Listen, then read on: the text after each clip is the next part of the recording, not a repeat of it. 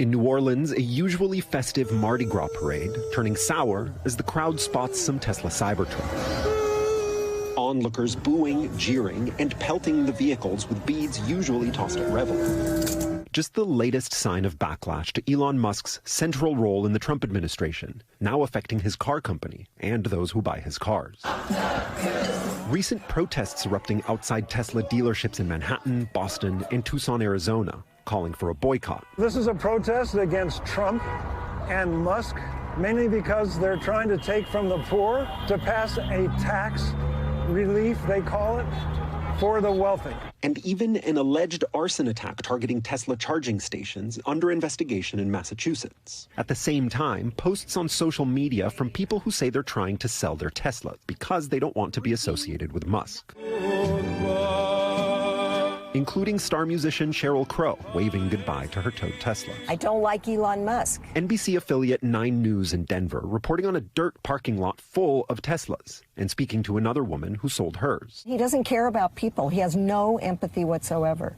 So he can be the richest man in the world, but I'm not going to help contribute to that. But those selling might have trouble getting much in return. Used car website Car Gurus reporting that the average price of used Teslas has crashed from about $67,000 in 2022 to under $30,000 this month, not much more than your run-of-the-mill used car. That could just be due to loads of Tesla leases coming to an end, or it might have something to do with Musk's association with Trump. I think the answer is it's too early to tell. It definitely is polarizing in both directions, whether it's GM or Hyundai, Kia. They're starting to put a lot more EVs into the marketplace, so that's going to continue to create competition for Tesla. Tesla's stock price is also getting hammered this year, more than the broader market, dropping around 35% since President Trump took office, with Musk at his side. But beyond Musk's politics, there are global factors at work, spooking the markets on Tesla. Softening demand in major foreign markets like China, which announced today that Tesla shipments are down about 50% in February from the month before. And sales are down in Europe, too, where Musk's support for far-right parties has provoked some anger. But a global rise in nationalism might be at work, too. There is a broader movement afoot globally where patriotic consumers, whether they're Chinese buyers or European buyers, there's an inward look at trying to really shield and protect your own brands, your own markets, and this is where we are now. We reached out to Tesla for comment on the protests and its stock decline. We did not immediately hear back.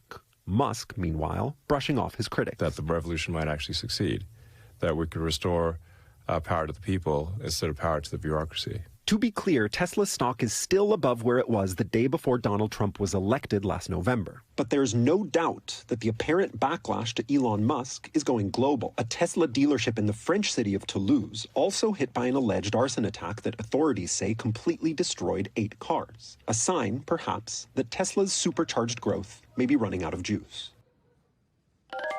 David Noriega is joining us now. Okay, so when we talk about car companies, one of the things we talk about are those tariffs that President Trump has put in place. Some automakers are concerned about that. What's the vibe from Tesla?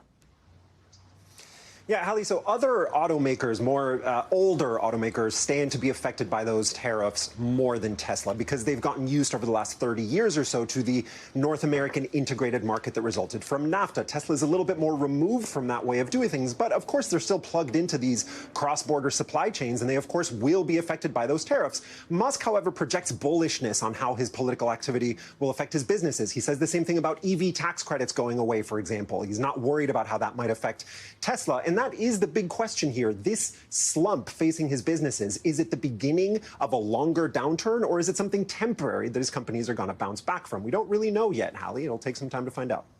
Thanks for watching. Stay updated about breaking news and top stories on the NBC News app or follow us on social media.